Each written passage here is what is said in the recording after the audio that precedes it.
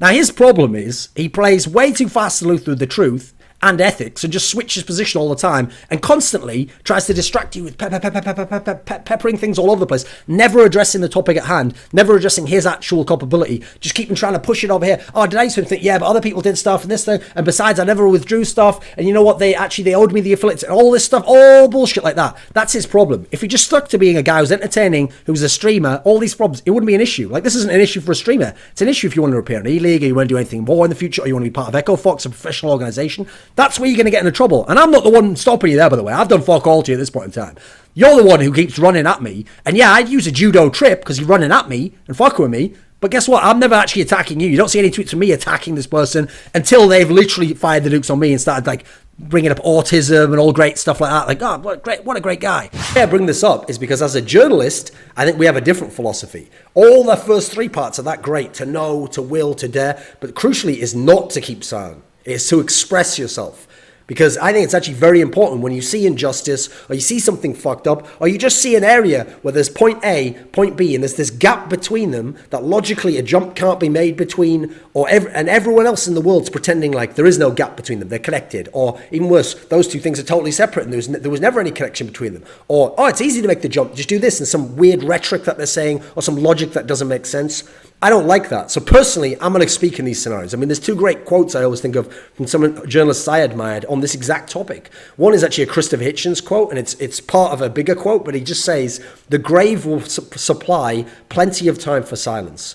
So the idea that you can just shut up and think, well, listen, I'm going to be dead at some point in time. So at that point in time, I won't be giving my opinions anymore. Now's my chance to go ahead and do so and to potentially have a positive influence on the community in as much as I can provoke thought or ask why aren't these things happening and shine a light on them. There's another great quote, which will sound a bit pretentious in this context, but I think it's actually important when I go into the aspects of the fact that so little people in this industry are actively looking into this issue, which could be an enormous aspect of corruption if it indeed exists. If it doesn't, then we also need to look into it so we can allay the fears of people who are worried about these things. And that is this quote from George Orwell that says, in a time of universal deceit, telling the truth is a revolutionary act.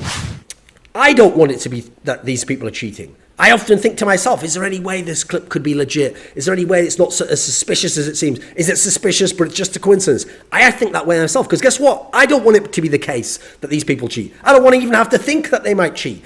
Think of the history of all the esports games I've watched. Incredible Quake games, Counter-Strike going back to, well, I mean, there was only really tournaments like from 1.0 and 1.1 onwards. But even in the betas I played with people who were very good players. I know that you can be insanely good at esports games, competitive games, without cheats. I know that it's not necessary. And I know that there are even incredible pros who have some suspicious clips here who could probably do it all, assuming they are in any way doing anything, they could do it all without cheats. It's not necessary. And so the fact that it's not necessary angers me even more. Because in that scenario, I want these people out the scene. I want these people exposed. I want us to track these people, to catch them, and to prove they are cheating. Not have to go off circumstantial stuff, to prove it. And then to make it so that no one else wants to cheat. And if they do, they know what the penalty is. And it's not that people will turn a blind eye and they can get away with it. Then you have Lena in a video where she was with Pokemon or whatever, suggesting that we should have been respectful and reached out to her. Yet we didn't need to, and nor do we now, since that was never what we were saying. We were never trying to find out details about the trade. Also, by that logic, why didn't she reach out to Monty or me right after his initial comments, before I made any video, to clarify what our concerns are? What are we worried about? Is there any way we could work on some concept where we discuss this matter and go into the detail? No, that never happened whatsoever. She has all our contacts with her. She follows me on Twitter. She has me on Skype. I'm sure she has a bunch of us on Instagram, etc. She can definitely contact Monty. Did she do that? No, of course she didn't. As far as I know, I don't actually technically know what's going on, but I know certainly she hasn't contacted Monty based on the information I've heard. So, have you never heard the idiom, what's good for the goose is good for the gander? If I'm supposed to do that, you're going to hold me at that standard. I can just spin it back on you and hold you to that standard. Then, you got the fact that she literally implied that we're community figures that she's worked with, that we all need to work together because we're going to be around and she's going to be around and TSM's going to be around. So for the betterment of the industry, we all need to work together. Yet she never made any attempt at all to follow her own fucking advice. And by the way, best prescribement apparently, almost like she doesn't actually believe it, guys. And this is just a bullshit arbitrary rule she's setting up to then claim we failed to reach the standard when she hasn't done it herself.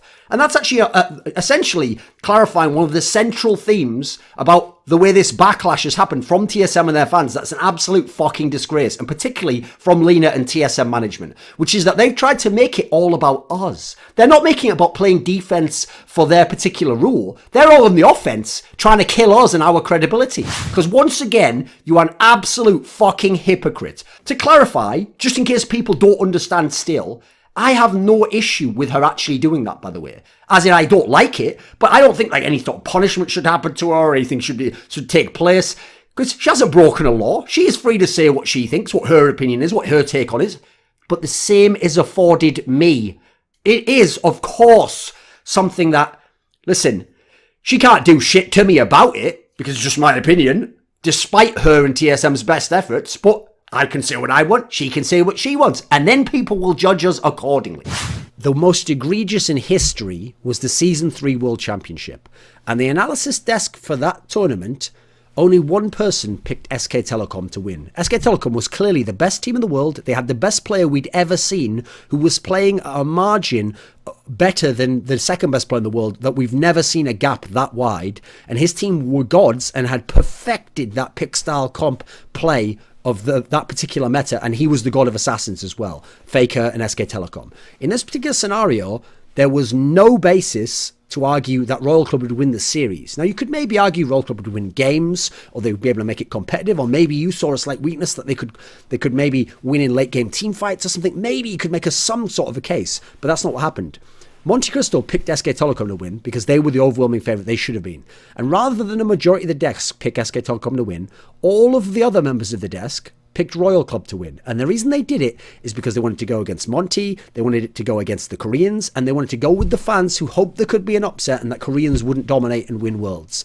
That's what they really wanted. And there was a massive cheer when they all said that Royal Club would win. And yet, a bunch of them, behind the scenes and after the fact, I've asked them, and they did admit to me that they actually, of course, they knew SK Telecom would win. Of course, that would have been their real prediction, but they thought for the good of the show, or they thought just to give a fun rise to the fans. Now, I understand there's entertainment involved in this job.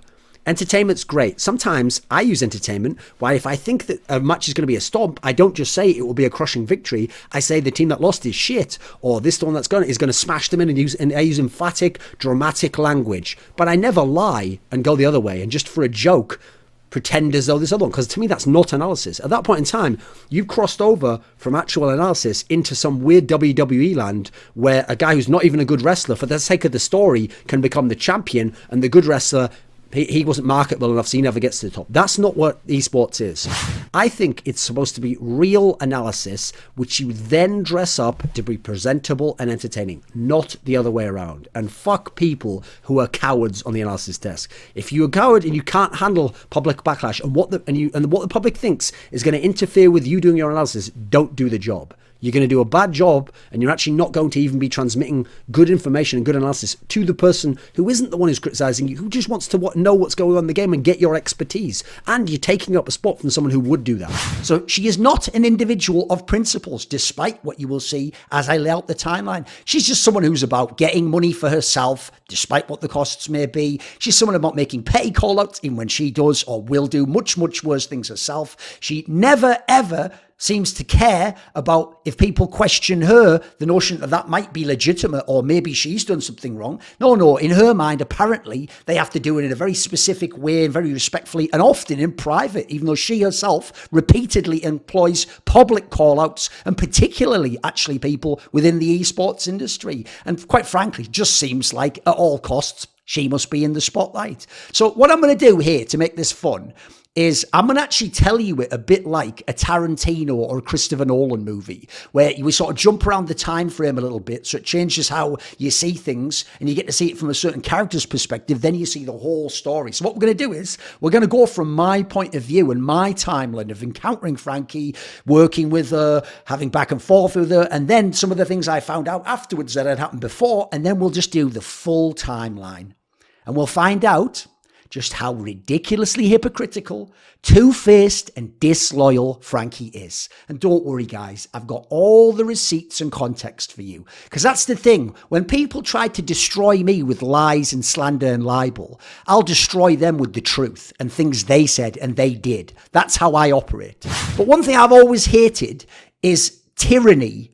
I mean, in general, in every area of life, but it always starts with language, because if you can't ever say or think certain words and certain ideas or words become verboten, then it gets so that eventually you can't think certain ideas and certain things of history get deleted and memory hold. And it was never that. And we were always at war with East Asia. What do you mean? We are now always at war with Eurasia. Like, it's all that crap. And so one thing I always hate is when people basically tell you what you meant by something and what you intended the effect to be. Like, that's one thing no one can know. You can certainly say, like, I don't like this, or you could say, I don't think this should be said, or you could say, I think this should be punished, or you should say, fire the person. You can do all these things, but you cannot know what they think. I hate that mentality. So I'm a classic person where I hate hypocrisy like that, and I hate illogical modes of thinking like that. And so I made a thread. And by the way, the idea I was defending Mo is hilarious, because Mo has mocked me for being autistic many times. He's one of those people who sort of low-key almost implied that he's like beat me up or something. He's been quite rude about me. Now look, he is sort of a wrestling heel himself, so I get it. I've never really had a massive beef with him in that sense. Now the issue here, as I've stressed multiple times now, is it's not only a problem if those things happen, it's a problem that any of those things are possible, and not least that they are very difficult to police in certain cases, especially in a direct, personal, private relationship like this, where there is a strong personal bond that essentially, in most circumstances, will supersede all other personal bonds, except perhaps direct family members. Certainly it exceeds work relationships, for fuck's sake. You're talking about someone's lover versus their boss and their co-workers. Who do you think they're going to be more loyal to? That doesn't mean anything happened, but again, you don't even want people to have incentives or factors, conflicts of interest, that could lead to these things ever taking place, right? Why not get ahead of a problem before it becomes one? Everyone needs a support network, and mine is, of course, my Patreon community, the Screwminati, who in many ways, they're the Sonny to my Cher, saying, I got you, babe. So this video and all the others on my channel were kindly supported by the following names: Ahmed Hadjou, Mac Pugnatio Rajcula, Adam Tomlin, Animosity, Jensen Goh, Tosh, Toucan, and you know it. Jerky's Minion, my main man, always going to be referenced, one of the best patrons of all time. Would you like to ask a question in my AMA? Maybe you want to suggest a topic or a guest to say on my channel? Do you want teasers? Find out who the upcoming Reflections and Talk to Thorin interviews are. Maybe you want to do one of those long discussions where you get to set the topics we talk about. Well, if any of these or others appeal to you, put your money where your mouth is. Join the Screwminati today via the Patreon link in the description box below.